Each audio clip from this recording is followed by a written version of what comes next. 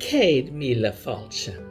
Welcome to the Treasure Tales of Ireland, a place where you can come and listen to the many myths, legends, and folk tales and fairy tales of the Emerald Isle, helping to keep the stories of the past alive. My name is Mylinda Butterworth, and I will be your teller of tales.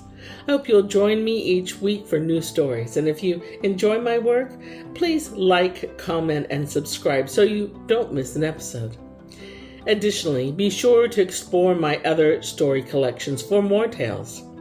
Before we begin, please note that if you're using the closed caption feature of this video, that many Irish names do not appear the way they sound, and we've made every effort to pronounce them correctly. Now, let's get started. Today, we continue with the Book of the Fianna, Huntings and Enchantments, with the story of the Pigs of Angus, Part 13 of 14, Episode 51. Angus Og, son of the Dagda, made a feast one time at Brunnabowen for Finn and the Fianna of the Gael.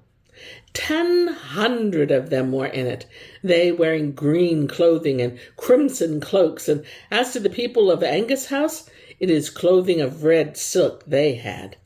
And Finn was sitting beside Angus in the beautiful house, and it is a long since the like of those two were seen in Ireland, and any stranger would wonder to see the way the golden cups were going from hand to hand. And Angus said out in a loud voice that everyone could hear, "It is a better life this is than to be hunting." There was anger on Finn then, and he said, "It is a worse life than hunting to be here, without hounds, without horses, without battalions, without the shouting of armies." "Why are you talking like that, Finn?" said Angus. "For as to the hounds you have," he said, "they would not kill so much as one pig." "You have not yourself," said Finn, "and the whole host of the Tuatha have not a pig that ever went on dry land that Bran and Sheolan would not kill." "I will send you a pig," said Angus, "that will go from you and your hounds, and that will kill them in the end." The steward of the house called out then in loud voice, "Let everyone go now to his bed before the lightness of drunkenness comes on you." But Finn said to his people, "Let us make ready and leave this, for we are but a few," he said, "among the men of Jaw." So they set out and went westward till they came to Slieve Fuad, where the Fianna were at that time. And through the whole length of a year after that, the Tuatha were boasting how they would get the better of the Fianna, and the Fianna were thinking how they could do best in the hunt. And at the end of that time, Angus sent messengers to Finn, asking him with great respect if he was ready to keep his word. And Finn said he was. And the hounds were brought out, and he himself was holding Bran and Sheolan one in each hand. And Quilta had Ainoal, and Oisin had Ablach, and Mary, Bran Beg, had Lon, and Diarmut was holding Athach, and Ushgar was holding Mac, and Gari was held by Foilan, and Rithfada of the Long Run by Hungry Conan. And they were not long there with their hounds till they saw on the plain to the east a terrible herd of great pigs, every one of them the height of a deer. And there was one pig out in front of the rest was blacker than a smith's coal, and the bristles on its head were like a thicket of thorn trees. Then Quilta led out Ainoal, and she was the first to kill a pig of the herd. And then Bran made away from the leash that Finn was holding, and the pigs ran their best. But she came up with them and took hold of a pig of them. And at that Angus said, "Oh, Bran, fosterling of fair-haired Fergus, it is not a right thing you are doing to kill my own son."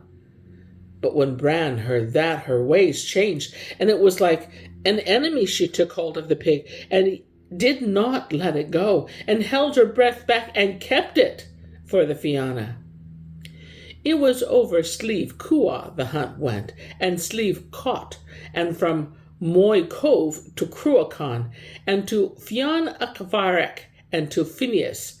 And at the evening when the hunt was over, there was not one pig of the whole herd without a hurt, and there were but 110 pigs left living. But if the hunt brought destruction on Angus, it brought losses on the Fianna as well, for there were 1,000 of their men missing, besides serving lads and dogs. "Let us go to Brunabowen and get satisfaction for our people," said Oisin then. "That is the advice of a man without sense," said Finn. "For if we leave these pigs the way they are, they will come to life again. And let us burn them," he said, "and throw their ashes in the sea." Then the 7 battalions of the Fianna made 7 fires to every battalion. But for all they could do, they could not set fire to one pig. Then Bran, that had great sense and knowledge, went away, and she came back bringing 3 logs along with her. But no one knows what wood it was they came from. And when the hogs were put on the fire, they lit up like a candle, and it was with them the pigs were burned. And after that, their ashes were thrown into the sea. Then Oisin said again, "Let us go now to Brunabowen and avenge the death of our people." So the whole of the Fianna set out for Brunabowen, and every step they made could surely be heard through the whole of the skies. And Angus sent out messengers to where Finn was, offering any one thing to him if he would spare his people.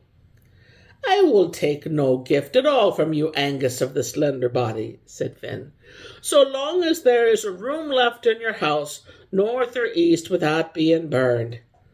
But Angus said, "Although you think bad of the loss of your fine people, that you have the sway over yet, O Finn, father of Oisin, it is sorrowful to me the loss of my own good son is, for he, as to the black pig that came before you on the plain," he said, "it was no common pig was in it, but my own son." And there fell along with him, he said, "the son of the king of the narrow sea, and the son of the king of the sea of the gulls, and the son of Ilbrek, son of Monanon, and 70 of the comely sons of kings and queens. And it is what destroyed my strength and my respect entirely, they to have been burned away from me in a far place.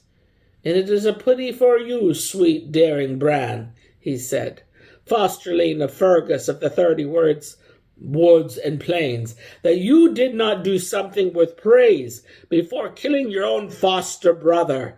And I will put a curse on you, Bran," he said, "beyond your hound in Ireland, that you will never see with your eyes any deer you may kill."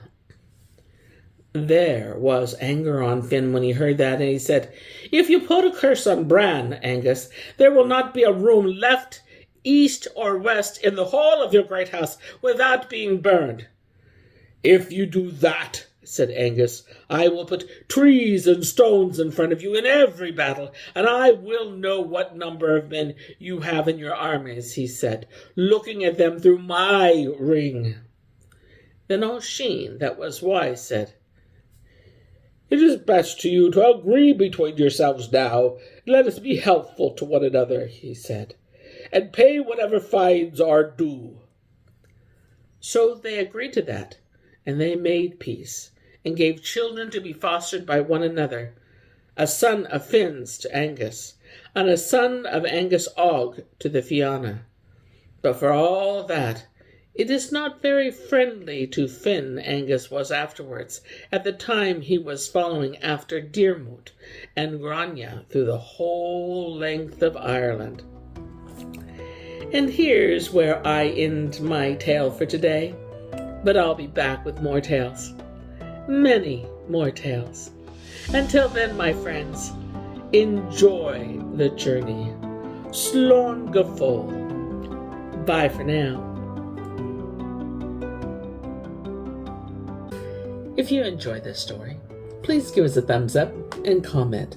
It truly helps us.